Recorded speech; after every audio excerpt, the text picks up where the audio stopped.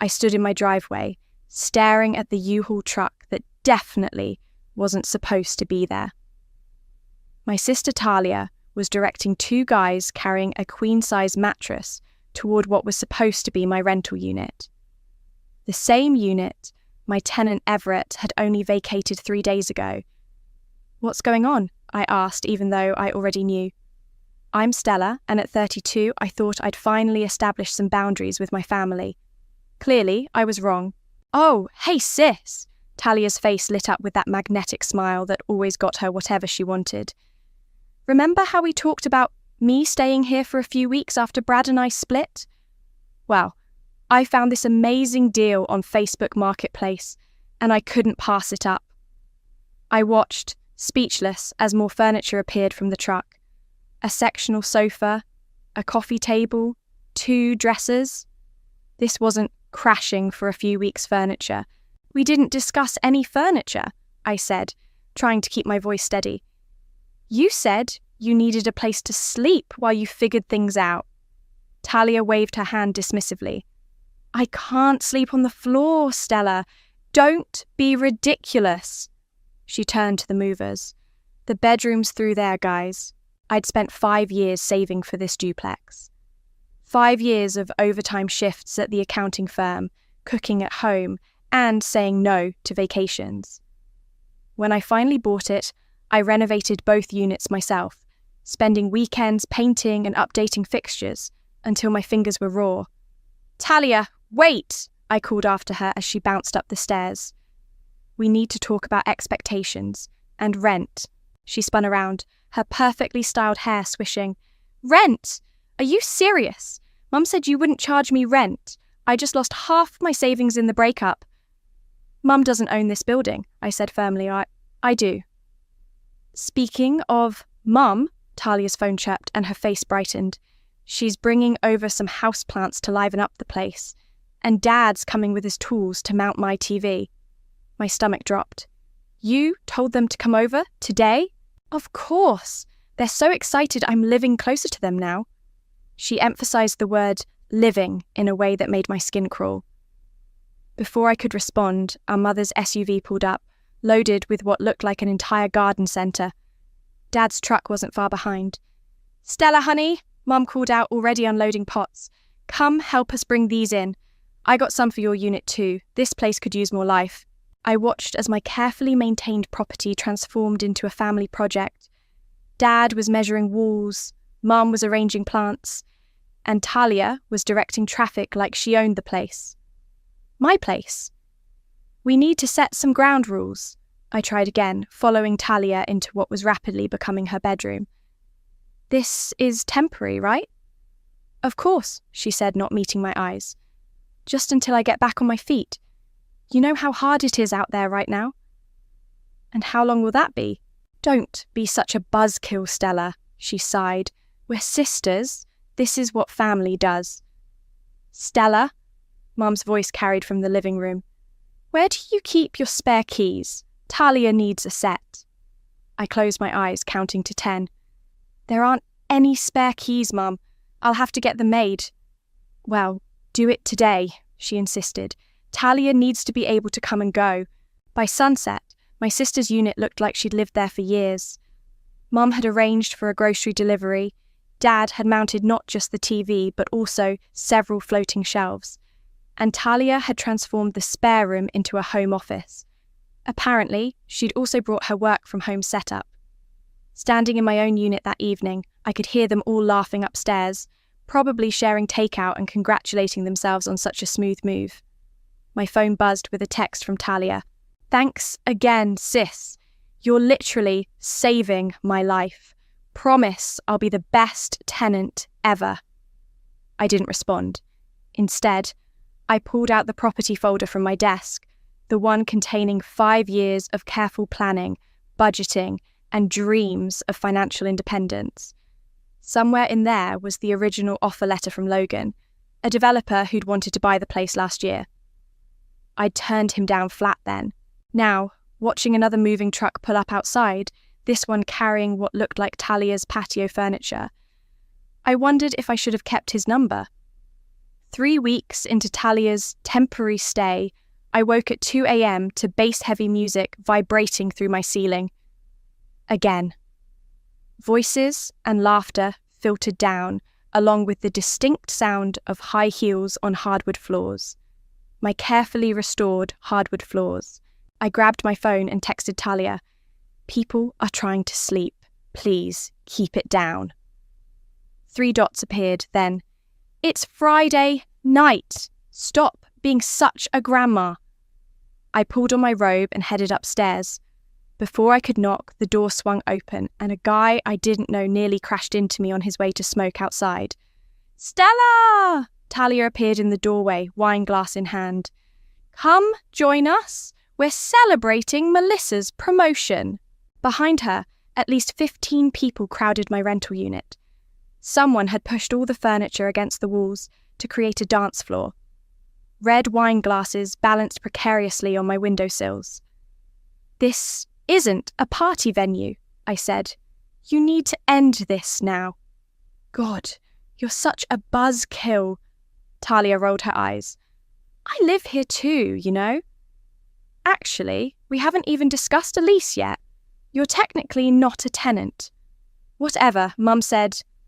"Mum doesn't own this building." The music suddenly cut out. Everyone was staring at us. "Fine," Talia snapped. "Party's over, everyone.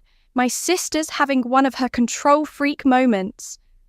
As people filed out, I noticed water rings on the wood surfaces and what looked like a wine stain on the carpet. My phone buzzed.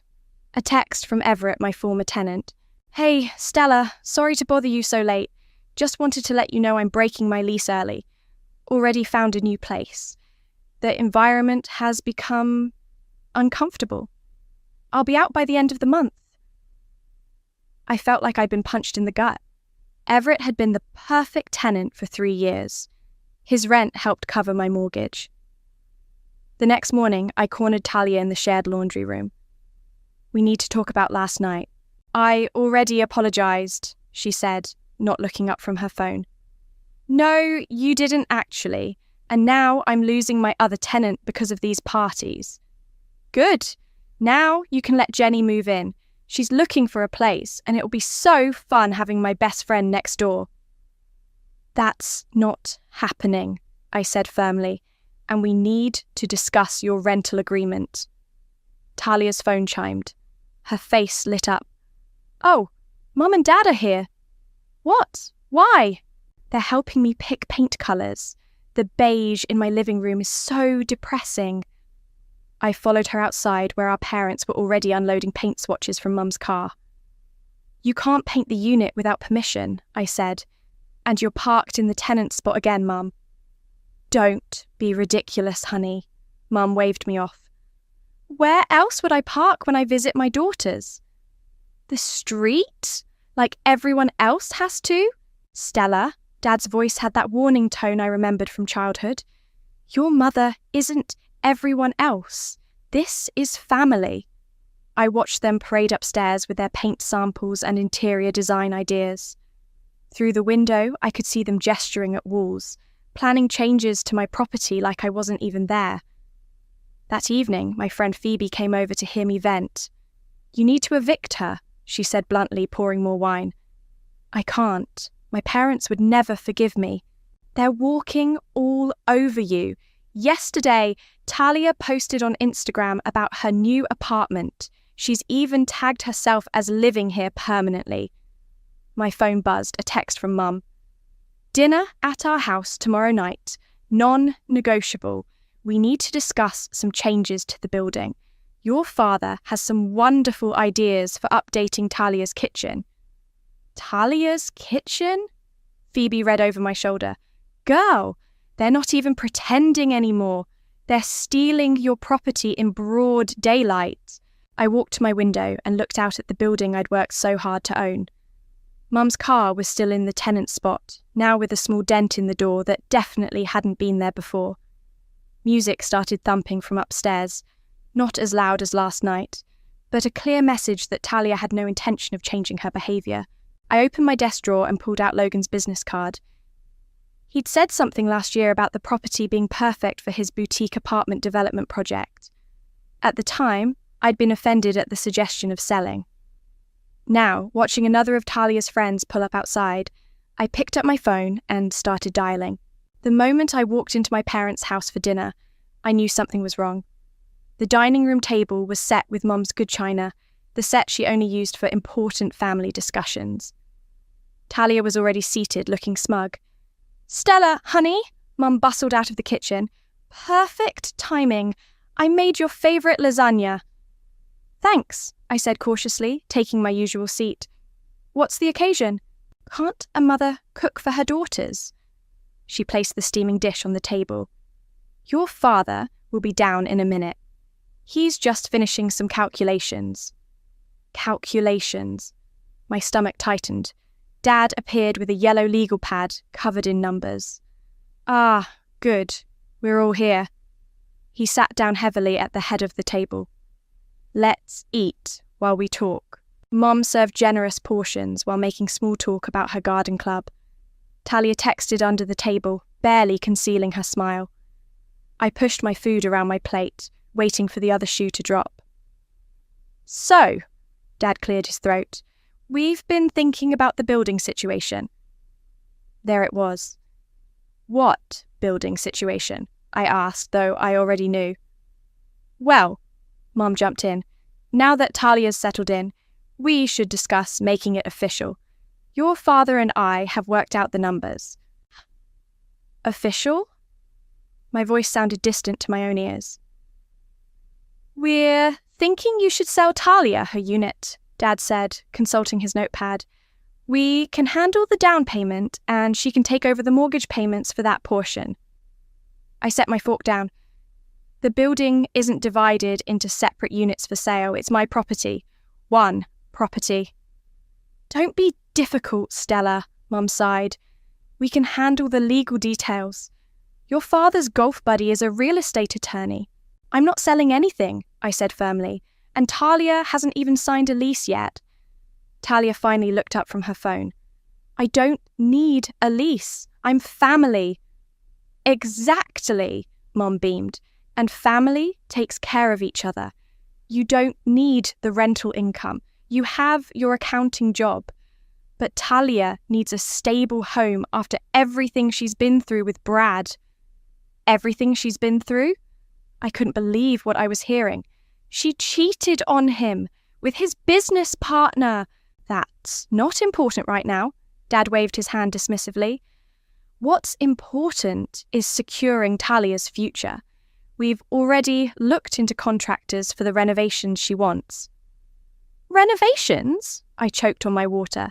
"You can't be serious." "Just a few updates," Talia chimed in. "New kitchen cabinets, maybe knock down a wall or two to open up the space." "Absolutely not." I stood up, my chair scraping against the floor. "This is insane. You're all acting like my property is suddenly community property." "Sit down, Stella." Mum's voice turned sharp.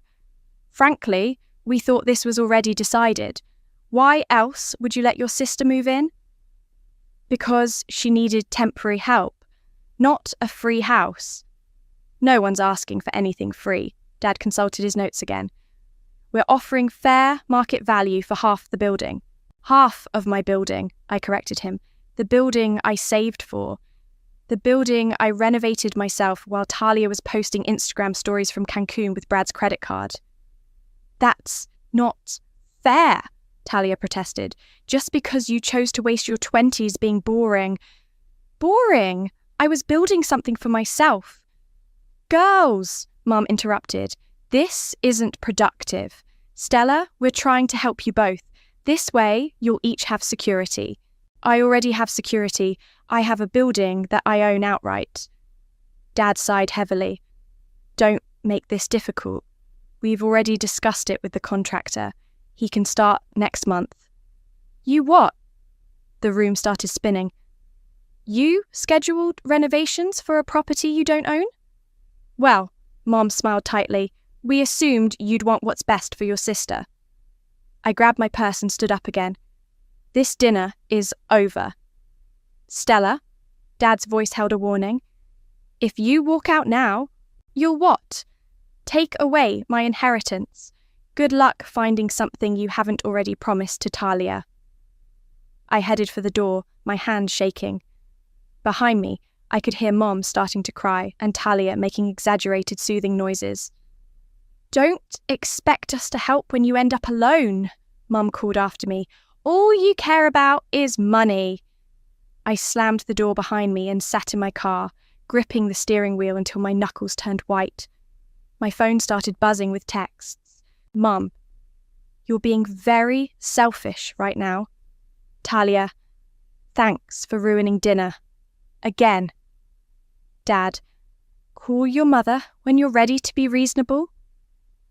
I turned my phone off and started driving.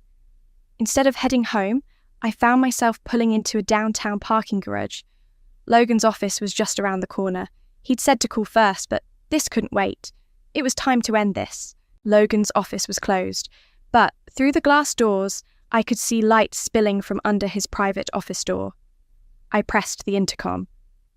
We're closed, a tired voice answered. It's Stella, from the Harrison Street duplex. A pause, then a buzz. The door unlocked. Logan met me in the lobby, jacket off, sleeves rolled up. He looked exactly as he had a year ago when he'd first offered to buy my building. Calm, collected, and slightly amused. Let me guess, he said, leading me to his office. You're ready to sell. I sank into the chair across from his desk. Is your offer still good? Actually, he pulled up something on his computer. I'd be willing to offer more. That area's gotten hotter in the last year. We're developing the whole block now. My phone buzzed again. I pulled it out to silence it and saw 3 missed calls from Mom, plus a text from Talia. The contractor needs to measure my bathroom tomorrow. Let him in if I'm not home. I turned the phone off completely. Your original offer, I said to Logan. What exactly were you planning to do with the property? He turned his monitor so I could see the renderings. Boutique apartments, high-end finishes, proper soundproofing, dedicated parking. The whole block's getting a facelift. Soundproofing sounds nice, I muttered. Trouble with neighbours? You could say that. I told him about Talia, the parties, the family dinner. By the end, he was shaking his head. Family's complicated, he said diplomatically. But business doesn't have to be. I can have paperwork ready by tomorrow. Full, cash offer, quick close. How quick? 2 weeks, maybe less. My lawyers are efficient. I leaned forward. And after it's sold? What's the timeline for changes? 30 days notice to any current tenants, then demolition starts immediately. We're on a schedule with the rest of the block. Perfect. One condition, I said. Nobody knows until it's done. Not the sale, not the development plans, nothing. Logan studied me for a moment, then nodded. We can keep it quiet. But you'll need to maintain normalcy. Any suspicious behaviour could tip them off. I can do normal, I said. I'm good at being boring, apparently. Back home, Talia's lights were still on, music playing softly. Mum's car was in the tenant spot again. I walked past it into my unit and opened my laptop. A message from Phoebe was waiting. How was dinner? I called her instead of typing. They want her to own half the building, I said when she answered. They're already planning renovations. Tell me you're not considering it. No, I just left Logan's office. I'm selling the whole thing. Silence then. Holy shit, you're really doing it. They want to take my building? Fine, but they don't get to keep it. What about Talia? Where will she go? As if on cue, footsteps sounded above me, followed by furniture dragging. Probably redecorating again. Not my problem anymore. The next morning, I acted normal. Waved to Talia as she left for work. Smiled at Mum when she dropped off more houseplants. Even helped Dad carry in some renovation magazines. See? Mum beamed. This is much better. We're all working together. I nodded and excused myself for a work call, actually Logan's lawyer with preliminary paperwork. That evening, Talia hosted another party. Smaller this time, but still noisy. I didn't complain. Let her enjoy it while she could. My phone buzzed with a text from Logan. "Papers ready? Meeting tomorrow at 10?" I replied, "See you then." Another text arrived, this one from Talia. "The contractor's coming at 9 a.m. to check the plumbing. Let him in if I'm not up yet." I smiled at my phone. By 9 a.m. tomorrow, I'd be signing away their renovation dreams. Phoebe called just before midnight. "Are you sure about this? It's pretty nuclear." I watched another of Talia's friends pull into my spot, music blaring. Through my window, I could see Mum's car still parked where it didn't belong, now taking up 2 spaces. "They thought I was a pushover," I said. "They thought they could just take what I built because we're family." Well, family works both ways. And sometimes family needs a hard lesson about consequences. What will you do after? I'd already found a luxury condo downtown, walking distance to my office. The sale price would cover it easily, with plenty left over. "I'm going to live my life," I said, "without anyone else's name on my deed." Upstairs, something crashed, followed by laughter. Tomorrow, I'd sign the papers that would start the countdown on their borrowed time. They wanted my building so badly, they could have it, for exactly 30 more days. The next 2 weeks were an exercise in restraint. I signed the papers with Logan, then went about my life as if nothing had changed. I smiled through family dinners, nodded at renovation plans, and bit my tongue when Talia's friends continued treating my property like their personal party venue.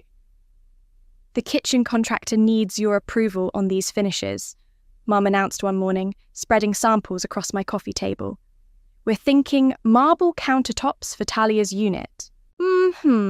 I said non-committally, signing the final closing documents hidden in my work folder. "Are you even listening? This is important." "Sorry, busy with work." I gestured at my laptop.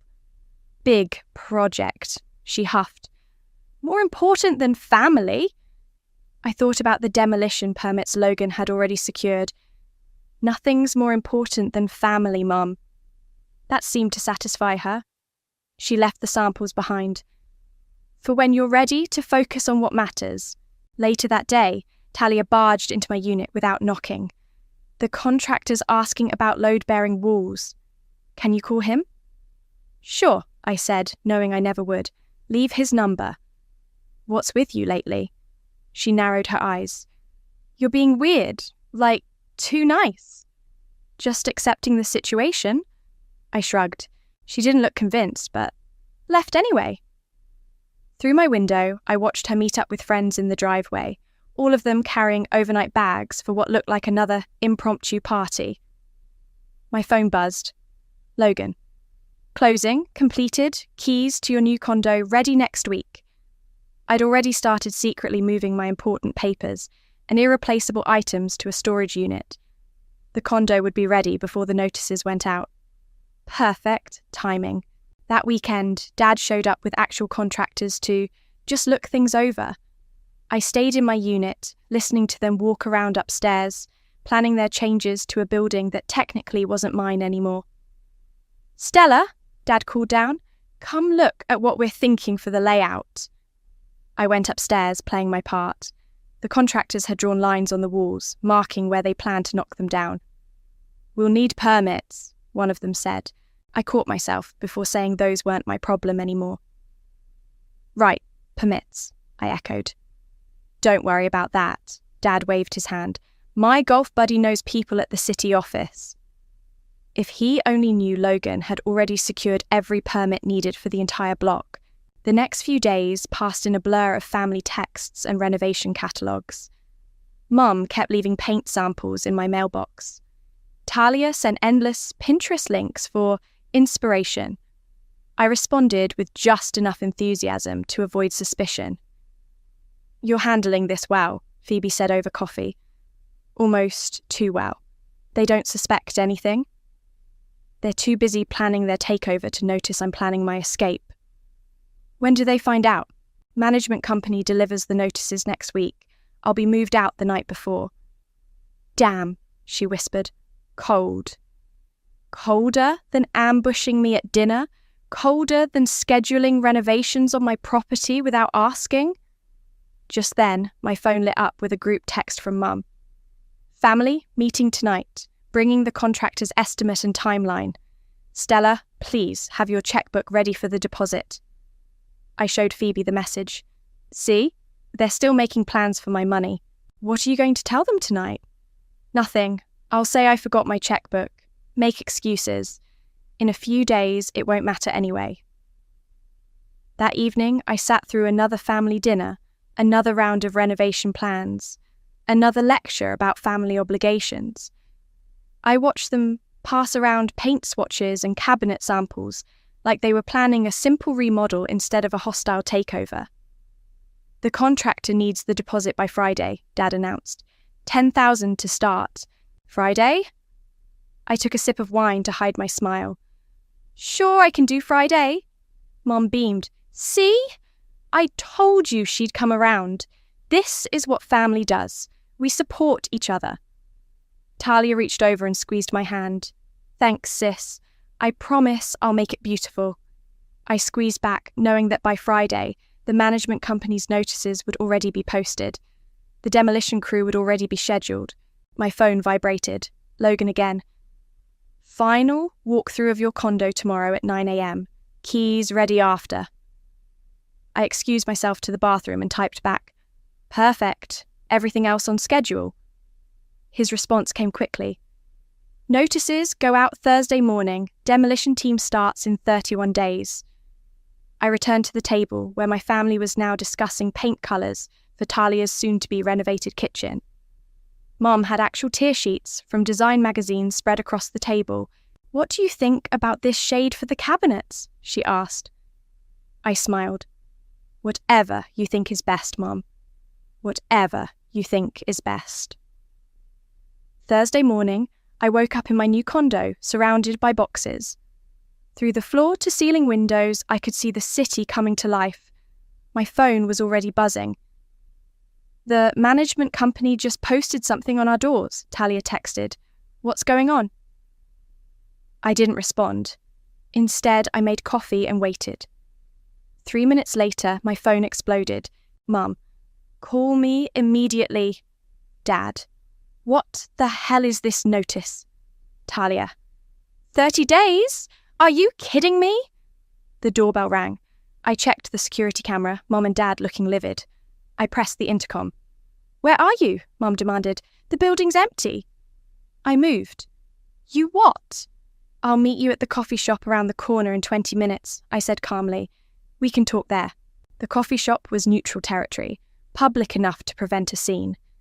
I arrived first, choosing a table near the back. They stormed in minutes later, Talia trailing behind them, clutching the eviction notice. Explain this, Dad slapped the paper down. Some company claims they own the building? They do, I said, sipping my latte. I sold it. The silence that followed was deafening. You sold it? Mum's voice shook. Without telling us? Like how you planned renovations without telling me? That was different, Talia burst out. We're family. Family doesn't try to steal property, I said evenly. Family doesn't schedule contractors without permission. Family doesn't assume they can just take what someone else built. We weren't stealing, Mum's voice rose. We were trying to help both our daughters. By taking from one to give to the other. You can't do this, Dad leaned forward. We'll fight it. I'll call my lawyer friend. It's done, I cut him off. The sale closed last week. The demolition permits are approved. In 30 days, the building comes down with the rest of the block. Demolition? Talia went pale. They're tearing it down. Logan's building luxury apartments. The whole block is being redeveloped. Logan? Mom's eyes narrowed. The developer who tried to buy it last year? You've been planning this? No, you forced my hand. You thought you could bully me into giving up my property. Well, Congratulations, it's not my property anymore. Where are we supposed to go? Talia's voice cracked. All my stuff is there. You have 30 days to figure it out, just like any other tenant. Tenant? Mum slammed her hand on the table. She's your sister. My sister, who never signed a lease. My sister, who threw parties every weekend. My sister, who let her friends take over my parking spots. My sister, who decided my investment property was her personal playground. We were going to pay you for it, Dad protested. No, you were going to undervalue my property and strong-arm me into a below-market sale. Well, guess what? I got full market value. Actually, I got above market value. Talia started crying. Mum rushed to comfort her while Dad pulled out his phone. I'm calling the lawyer right now. This can't be legal. It's completely legal, I stood up. Check the property records. Call the management company. Hell, call Logan himself. It's done. You do this to your own family? Mum's voice dripped with venom. You did this? All of you. You thought you could take advantage of me because I'm boring Stella who always gives in. Not anymore. Where are you even living? Talia asked between sobs. Somewhere none of you have keys to. I grabbed my purse and headed for the door. Behind me, I could hear Mum starting to cry, Dad arguing with someone on the phone, and Talia wailing about her furniture. One more thing, I turned back. Mum, move your car from the tenant spot. It's not your building anymore either. Outside, my phone started ringing immediately. I declined the calls one by one. Mum, Dad, Talia, Mum again, Talia again. A text from Phoebe popped up. How did it go? Before I could respond, another message appeared. From Logan. Management company reports notice delivery completed. Demolition team confirmed for day 31. Need anything else? I looked back at the coffee shop window. My family was huddled together, probably plotting their next move. But there was nothing they could do. No lawyers to call, no strings to pull, no guilt trips to lay. No, I typed back to Logan. Everything's perfect. I walked to my car, ignoring the growing stream of texts and calls. In my rearview mirror, I could see them emerging from the coffee shop, looking shell-shocked and angry. They wanted my building so badly. Well, now they could watch it come down brick by brick. The next week was a war of attrition. My family cycled through every manipulation tactic they knew. First came the guilt trips. Mum left sobbing voicemails. How could you do this to your sister? To your family? Where did we go wrong, raising you? Then the threats. Dad's messages got increasingly aggressive. Our lawyer says we can prove family agreement. You'll regret this, Stella. Finally, the bargaining. Talia tried sweet-talking. Come on, sis, we can work this out. What if we pay more? What if we... I blocked them all. But on day 8, they ambushed me outside my office. We know where you work, at least, Mum said triumphantly as I exited the building. They formed a semicircle, blocking my path to the parking garage. What do you want? To talk sense into you? Dad stepped forward. We've been in touch with Logan. That got my attention. What? He won't budge on the sale, Talia sniffed. Says it's ironclad. Of course it is. But he told us how much you got for it. Dad's voice was accusatory. You made a fortune, and you're just leaving your sister homeless. She's not homeless. She has money. She can rent somewhere else. It's not the same, Talia wailed. Yet that was supposed to be my home. No, it was supposed to be my investment, my future, my choice. Well, your choice has destroyed this family, Mum declared dramatically. I hope you're happy in your fancy new condo, while your sister suffers. I felt something snap inside me. Suffers? I laughed. Like I suffered watching you all treat my property like a community playground? Like I suffered sitting through that ambush dinner where you planned to steal my building? Like I suffered every time you dismissed my hard work as boring while praising Talia for existing. We never, Mom started. You always. My whole life, everything I built was just a resource for Talia to use. Well, guess what? I built something so valuable, a developer paid premium price for it, and none of you get to benefit from it this time. My sister needs to grow up. She's 28. She cheated on her boyfriend, lost her free ride, and expected me to provide the next one. Not anymore. Is that what this is about? Talia's voice turned sharp. You're jealous because Brad loved me. Brad didn't love you. He funded you just like Mom and Dad fund you, just like you expected me to fund you. Find someone else to parasitize. How dare you? Mom stepped forward, hand raised. I caught her wrist before she could slap me. Don't ever try that. Security was watching us now. I released Mom's wrist and stepped back. The building is sold. The demolition is scheduled. You have 22 days to find new housing. Those are the facts. Accept them. You're dead to us, Dad said quietly. No daughter of mine would do this. No daughter of yours would stand up for herself, protect her investments, refuse to be exploited. Then I guess I never was your daughter.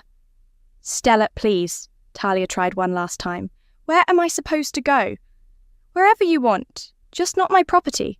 Not anymore. I walked past them to my car. In my rearview mirror, I could see them standing there, looking lost and angry.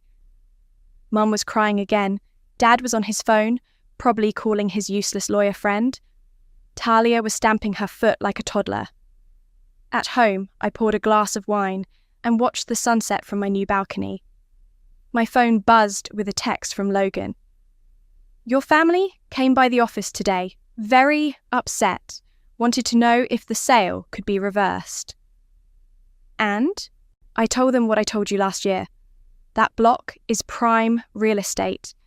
The development is happening, with or without their approval. Another text arrived. This one from Phoebe. Your mum just posted a long Facebook rant about ungrateful daughters and family betrayal. I opened Facebook to find I'd been unfriended by my entire family. Their posts were full of vague accusations about greed and betrayal, garnering sympathetic comments from relatives who didn't know the whole story. Fine by me. My phone buzzed again. An unknown number. This is Margaret from the management company. Your sister is refusing to allow the inspector entry for the pre-demolition assessment. I forwarded the message to Logan, who responded immediately. On it. We'll get a court order if necessary. Nothing stops this development. I blocked the unknown number and walked to my window. From here, I could just barely see my old building in the distance. Soon, it would be gone. And with it, all the expectations and obligations that had weighed me down. They thought they could break me. Instead, I broke free. The demolition crew arrived at dawn. I watched from across the street as they set up their equipment, marking off areas with yellow tape. A small crowd had gathered, mostly curious neighbours, but I spotted my family among them. Talia had moved out yesterday, leaving behind a mess of damaged walls and stained carpets. Mom and Dad had helped her, shooting dark looks at the security cameras Logan had installed after their attempts to delay the inspection. Ready for this? Phoebe appeared beside me with 2 coffee cups. More than ready. A sleek car pulled up and Logan stepped out carrying blueprints. He noticed me and walked over. Quite the audience, he said, nodding toward my family. Your sister tried to get an emergency injunction yesterday. Judge threw it out in 10 minutes. Of course she did. Final inspection's done. Place is clear. We start in 30 minutes. Mom broke away from the group and marched toward us. Stella, are you really going to stand there and watch this? Yes, actually, I am. All her furniture's gone, Phoebe muttered. Guess they finally accepted it was happening? They had no choice. Logan checked his watch. Sheriff's department made that clear when they tried to chain themselves to the door last week. Mom reached us, face red. That building was meant for family. No, I said calmly. It was meant for investment. And that's exactly what I did with it. By destroying it? By selling it at peak value to a developer who saw its actual worth, not its value as a free ride for Talia. The demolition foreman approached Logan. "We're ready when you are, sir." Mum grabbed my arm. "Stop this, please. We can still work something out." I gently removed her hand. "It's done, Mum. Go stand with Dad and Talia. You'll want to watch this." She walked back, defeated. Talia was crying again, clutching Dad's arm. Several of her friends stood nearby, filming on their phones, probably for some dramatic social media post about family betrayal. The machine roared to life. Logan gave the signal. The first swing of the wrecking ball felt like freedom. Brick and mortar crumbled. Dust filled the air. My family huddled together, watching their plans collapse along with the walls. "Holy shit," Phoebe whispered. "You actually did it." "Yes," I smiled. "I did." My phone buzzed. A text from an unknown number. "This is Amanda from Logan's office. The investors loved your proposal for the new retail space. They'd like to meet next week." I showed Logan the message. He grinned. "Told you they would. You've got good instincts for development. Want to come see the other sites after this?" "She's working with you." Mum had come back overhearing. "After what you did to our family home." "It was never your family home," I said firmly. "It was my stepping stone, and now it's opening doors to bigger opportunities." Another crash, another wall down. Talia screamed something incoherent and ran to her car. "You've lost a daughter," Mum declared. "I hope you're happy with your business deals instead of family." "I didn't lose a daughter, Mum. You lost one, the one who worked hard, made smart investments, and refused to be taken advantage of. Your choice." She stormed off. Dad wouldn't even look at me. Their cars peeled away one by one, leaving tire marks on the pavement. "Good riddance," Phoebe said. Logan checked his blueprints again. The new building will be 15 stories, premium apartments, ground floor retail. Want to see where your investment office could go? I watched the last wall fall, taking with it years of family expectations and obligations. "Show me." We walked through the dust toward his car, leaving behind the rubble of my old life. My phone kept buzzing with messages from flying monkeys. Distant relatives and family friends telling me how cruel I was, how family should come first, how I'd regret this. I blocked them all. "Ready to see your future?" Logan opened the car door. I looked back one last time at the pile of bricks that used to be my prison. The dust was settling, revealing clear sky above. "They thought they were building their future on my foundation," I said, sliding into the car. "But I wasn't the one who got evicted. I got free." Phoebe raised her coffee cup in salute. "To freedom. To consequences," I corrected her, watching the demolition crew begin clearing the site. "And to building something new." Logan spread the blueprints across the car's hood. "Speaking of building something new, let's go see where you're going to help us reshape this city." I smiled, leaving the dust and drama behind. They wanted my building so badly? They could have the rubble. I had bigger things to build,